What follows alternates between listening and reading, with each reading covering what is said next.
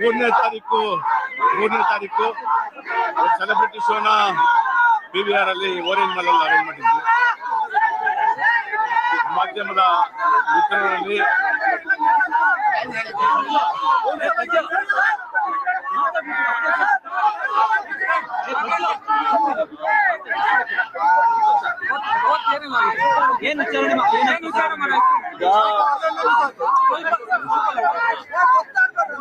ಮೂರನೇ ತಾರೀಕು ಕಾಟೇರ ಚಿತ್ರದ ಒಂದು ಯಶಸ್ವಿಯ ಒಂದು ಸೆಲೆಬ್ರಿಟಿ ಶೋ ಮಾಡಿದ್ದೀಜ.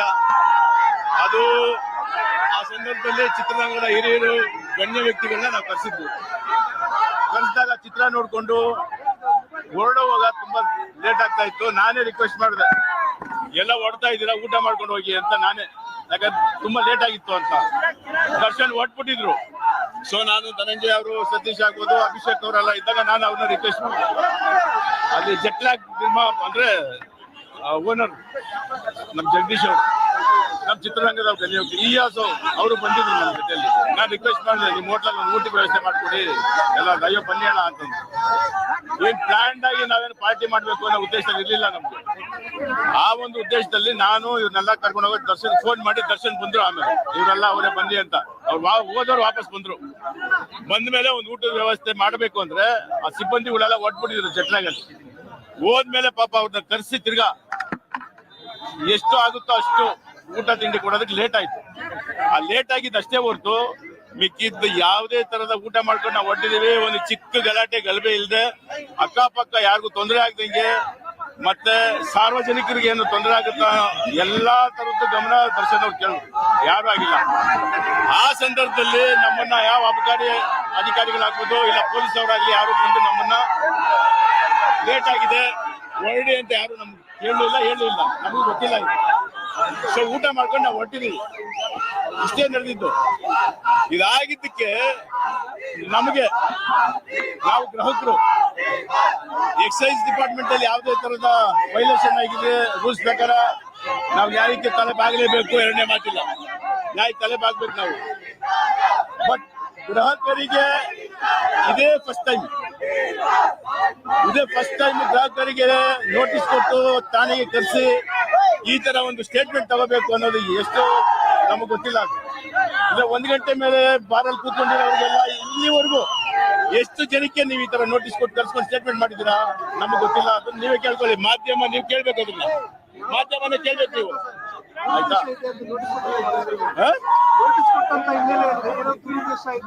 ಬರ್ತೀನಿ. ಈಗ ನೀವು ಬುದ್ಧಿವಂತರು, ನಮಗಿಂತ ಜಾಸ್ತಿ ನಿಮ್ಗೆ ಅರಿವಿದೆ. ನೋಟಿಸ್ ನಿಮ್ ಪ್ರಶ್ನೆಗೆ ನಿಮ್ಮಲ್ಲೇ ಉತ್ತರ ಇದೆ. ಇದರಿಂದ ಯಾರಿದ್ದಾರೆ ಅನ್ನೋದು ನನಗೂ ಗೊತ್ತಿದೆ.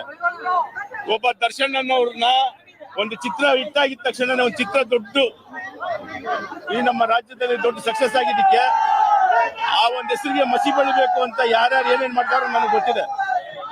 ಅರ್ಥ ಆಯ್ತಾ? ಇಂಥ ಒಂದು ಈ ಸಂದರ್ಭದಲ್ಲಿ ಒಂದು ಚಿತ್ರ ಯಶಸ್ವಿ ಆಗದೆ ಕನ್ನಡ ಚಿತ್ರರಂಗದಲ್ಲಿ ತುಂಬಾ ಮುಖ್ಯ. ಅಂತ ಒಂದು ಸಂದರ್ಭದಲ್ಲಿ ಒಬ್ಬ ದರ್ಶನ್ ಮೇಲೆ ಯಾಕೆ ಟಾರ್ಗೆಟ್ ಮಾಡಬೇಕು ಅನ್ನೋದು ನನಗೆ ಗೊತ್ತಾಗ್ತಾ ಇಲ್ಲ. ಇದರಿಂದ ಯಾರಿದಾರ ನನಗೆ ಗೊತ್ತಿದ್ರು ನಾನು ಹೇಳಕ್ ಹೋಗೋದಿಲ್ಲ. ದಯವಿಟ್ಟು ಇದನ್ನ ಇಲ್ಲಿಗೆ ನಿಲ್ಲಿಸಿ.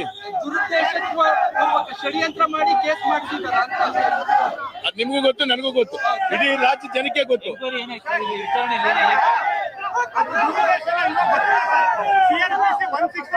ನೋಟಿಸ್ ಕೊಟ್ಟಿದ್ರು. ಒಂದಷ್ಟು ಅಂಶಗಳನ್ನ ಪೊಲೀಸರು ಮೆನ್ಷನ್ ಮಾಡಿ ಎಲ್ಲರ ಹೆಸರಿಗೆ ಕೊಟ್ಟಿದ್ರು. ಅದ್ರ ಬಗ್ಗೆ ಪ್ರಶ್ನೆ ಕೇಳಿದ್ರ ಅಥವಾ ಬೇರೆ ನಾರ್ಮಲ್ ಆಗಿ ಹೇಳಿಕೆ ಮಾಡಿ ಕಳ್ಸಿದ್ರ? ಅದಕ್ಕೆ ನಿಮ್ಮ ಉತ್ತರ ಏನಾಗಿದೆ? ಅದೆಲ್ಲ ಸ್ಟೇಟ್ಮೆಂಟ್ ಆಗಿದೆ. ಯಾಕಂದ್ರೆ ನಮಗೆ ಪೊಲೀಸ್ ಸ್ಟೇಟ್ಮೆಂಟ್ ನಾವು ಕೊಡಕ್ಕಾಗಲ್ಲ. ಆಚೆ ಅವರೇ ಸ್ಟೇಟ್ಮೆಂಟ್ ಏನ್ ಮಾಡಿದೀವಿ ಅನ್ನೋದು ಅವ್ರು ಬಿಡುಗಡೆ ಮಾಡ್ತಾರೆ. ಯಾಕಂದ್ರೆ ನಾನು ಕೊಟ್ಟರೆ ತಪ್ಪಾಗುತ್ತೆ ಅದು. ಸೊ ನಾನು ಹೇಳೋದಿಷ್ಟೇ, ದಯವಿಟ್ಟು ಕನ್ನಡ ಚಿತ್ರರಂಗದಲ್ಲಿ ಯಾವ್ದಾನ ನಮ್ದೇ ಅಲ್ಲ, ಇಡೀ ದರ್ಶನ್ ಒಬ್ಬರೇ ಅಲ್ಲ, ಎಲ್ಲಾ ಚಿತ್ರಗಳು ಚೆನ್ನಾಗಿ ಹೋಗ್ಬೇಕು ಅನ್ನೋ ಉದ್ದೇಶ ನಮ್ದು.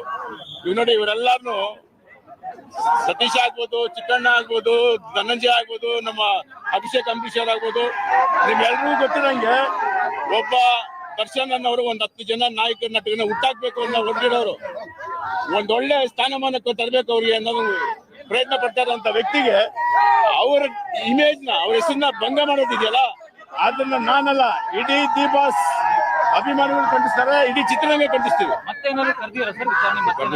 ಮತ್ತೇನು ಕರೆದಿಲ್ಲ. ಈಗ ನಿಮ್ ಪ್ರಕಾರ ತಪ್ಪಾದ್ರೆ ಈಗ ನೀವು ಇದಕ್ಕೆ ಯಾಕೆ ನೋಟಿಸ್ ಅನ್ನ ಮಾಡಿದ್ರಿ? ಇದುವರೆಗೆ ಗ್ರಾಹಕರಿಗೆ ನೋಟಿಸ್ ಕೊಡ್ತಿದ್ರೆ ನೀವ್ ಹೇಳಿದ್ರಿ, ಅದ್ರ ಮೇಲೆ ಏನಾದ್ರೂ ಕೋರ್ಟ್ ಹೋಗ್ತೀರಾ? ಈಗ ಅಧಿಕಾರಿಗಳ ವಿರುದ್ಧ ಅವರೇ ಕಾನೂನು ಉಲ್ಲಂಘನೆ ಮಾಡಿದ್ರೆ ಅವ್ರ ವಿರುದ್ಧ ನೀವು ಫೈಟ್ ಮಾಡ್ತೀರಾ? ನಿಮ್ದು ತಪ್ಪಿಲ್ಲ ಅಂದ್ರೆ ನಾವು ಫೈಟ್ ಮಾಡೋಂತ ಜನ ಅಲ್ಲ. ನಾವು ಫೈಟ್ ಮಾಡಿ ಅಲ್ಲ, ನಾನು ಹೇಳ್ತೀನಲ್ಲ, ಕಾನೂನು ಇದೆ. ನಾವ್ ಯಾವ್ದೋ ಲೀಗಲ್ ಆಗಿ ಇನ್ನು ಮುಂದಕ್ಕೆ ನಮ್ಮ ಮೇಲೆ ಬೇರೆ ಯಾವ ತರದ ಆಕ್ಷನ್ ತಗೊಂಡ್ರೆ ನಾವು ಕಾನೂನಿಗೆ ಹೋಗ್ಲೇಬೇಕಾಗುತ್ತೆ. ಸರಿ, ನೀವೇ ಹೇಳಿದ್ರಿ ಇದೇ ಫಸ್ಟ್ ಟೈಮ್ ಗ್ರಾಹಕರಿಗೆ ನೋಟಿಸ್ ಮಾಡಿದಂತ ನೀವೇ ಹೇಳಿದ್ರಿ. ಹೌದು, ಅಂತದ್ರಲ್ಲಿ ಯಾಕೆ ಮಾಡಿದ್ರಿ ನಮ್ಗೆ ಅಂತ ನೀವು ಹೋಗ್ಬೋದಲ್ಲ? ಪ್ರಶ್ನೆ ಮಾಡಿದ್ದೀವಿ, ಅದನ್ನ ಅವ್ರಿಗೆ ಬಿಟ್ಟಿದೀವಿ, ಅದಕ್ಕೆ ಜನಗಳು ಬಿಟ್ಟಿದೀವಿ.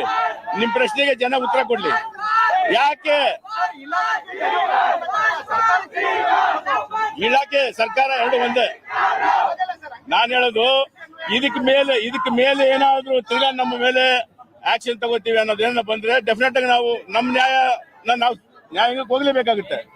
ಆ ಸಂದರ್ಭದಲ್ಲಿ ಹೋಗ್ತೀವಿ. ಸುಮ್ನೆ ನಾವು ಅದಕ್ಕೇನು ಹೋಗೋದ್ ಬೇಡ ಅಂತ ದರ್ಶನ್ ಅವರು ಇದನ್ನ ಬೆಳೆಸ್ಕೊಂಡು ಹೋಗೋದ್ ಬೇಡ ಅನ್ನೋ ಉದ್ದೇಶ. ಏನಕ್ಕೆ ಅಂದ್ರೆ ನಾವು ನ್ಯಾಯಾಲಯಕ್ಕೆ ಹೋಗೋದು ನೋಡಿ, ಇವಾಗ ಇಷ್ಟು ಜನಕ್ಕೆ ಎಷ್ಟು ಜನಕ್ಕೆ ತೊಂದರೆ ಆಯ್ತು, ಆ ತರ ತೊಂದರೆ ಕೊಡಬಾರ್ದು ಅನ್ನೋ ಉದ್ದೇಶ ದರ್ಶನ್ ಅವ್ರದ್ದು. ಯಾವುದೇ ಕಾರಣಕ್ಕೂ ದರ್ಶನ್ ಅವ್ರ ಉದ್ದೇಶ ಇಷ್ಟೇ. ಇವಾಗ ನೋಡಿ, ಇಲ್ಲಿ ಬಂದಿದೀವಿ, ಎಷ್ಟು ಜನಕ್ಕೆ ಸಾರ್ವಜನಿಕ ತೊಂದರೆ ಆಯ್ತು ಅಂತ.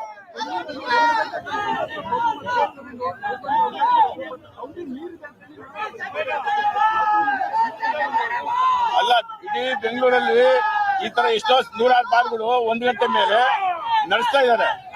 ಯಾವ ಗ್ರಾಹಕರಿಗೆ ನೀವು ನೋಟಿಸ್ ಕರ್ಸ್ಕೊಂಡು ಸ್ಟೇಟ್ಮೆಂಟ್ ಮಾಡಿದ್ದೀರಾ? ಅದನ್ನ ನೀವೆಲ್ಲ ಕೇಳ್ತಾ ಇಲ್ಲ. ನೀವು ನನ್ನೇ ಪ್ರಶ್ನೆ ಮಾಡ್ತೀರಾ? ಸರ್, ಅದಕ್ಕೆ ನಾವು ಕೇಳಿದ್ವಿ ಸರ್, ಅವ್ರು ತಪ್ಪು ಮಾಡಿದ್ದಾರೆ ಅಂತ ನೀವು ಹೋಗಿ ಅವರಿಗೆ ಆನ್ಸರ್ ಮಾಡಿಸಿ ಸರ್ ಕೋರ್ಟಲ್ಲಿ. ಅದನ್ನ ನಿಮ್ ಪ್ರಶ್ನೆಗೆ ಉತ್ತರ ಕೊಡ್ತೀನಿ ನಾನು. 1 ಗಂಟೆ ನಂತರ ನಾವು ಕೂತ್ಕೊಂಡಿದ್ದು ಊಟ ಮಾಡಿದ್ದು ತಪ್ಪು ಅನ್ನೋದಾದ್ರೆ ನಾವು ತಲೆಬಾಗೇ ಬಾಗ್ತೀವಿ. ಎರಡನೇ ಮಾತಿಲ್ಲ. ನಮಗೆ ಒಂದು ರೂಲ್ಸ್ ಇಲ್ಲ, ಕಾಮನ್ ಮ್ಯಾನ್ ಒಂದು ರೂಲ್ಸ್ ಅಲ್ಲ. ನಾವು ಕಾಮನ್ ಮ್ಯಾನ್.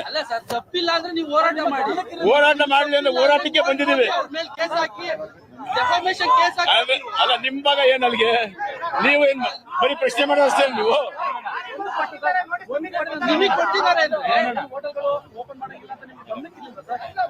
1 ಗಂಟೆ ನಂತರ ಆಗುತ್ತೆ, ಊಟ ಮಾಡ್ತೀವಿ ಅಂತ ನಮಗೂ ಗೊತ್ತಿರಲಿಲ್ಲ.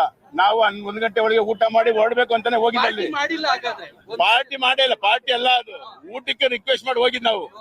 ಅಲ್ಲಿ ಹೋದಾಗ ಅಡಿಗೆ ಬಡ್ಸೋರು ಕಮ್ಮಿ ಇದ್ರಿಂದ ಅವ್ರು ಲೇಟ್ ಮಾಡಿದ್ರು. ಸೊ ಊಟ ಮಾಡ್ಕೊಂಡು ಹೋಗಿ ಅನ್ನೋದಕ್ಕೋಸ್ಕರ ಲೇಟ್ ಆಯ್ತು. 1 ಗಂಟೆ ಮೇಲೆ ಡಿಲೇ ಆಗಿರೋದ್ರಿಂದ ನ್ಯಾಯಾಂಗದಲ್ಲಿ ಏನಿದೆ ನಾವು ತಲೆ ಬಾಗ್ತೀವಿ. ಅದಕ್ಕೆ ಎಕ್ಸೈಸ್ ವೈಲೇಷನ್ ಇದೆ, ಅಲ್ಲಾಗುತ್ತೆ.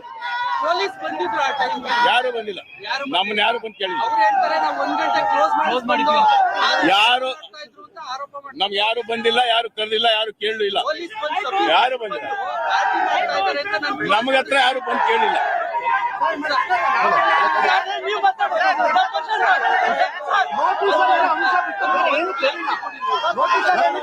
ಒಂದು ಕ್ಲಾರಿಟಿ ಕೊಡಿ. 26ನೇ ತಾರೀಕು ಚಿಕನ್ ಸಿನಿಮಾ ಬರ್ತದೆ, ಎಲ್ಲರೂ ಸಪೋರ್ಟ್ ಮಾಡಿ.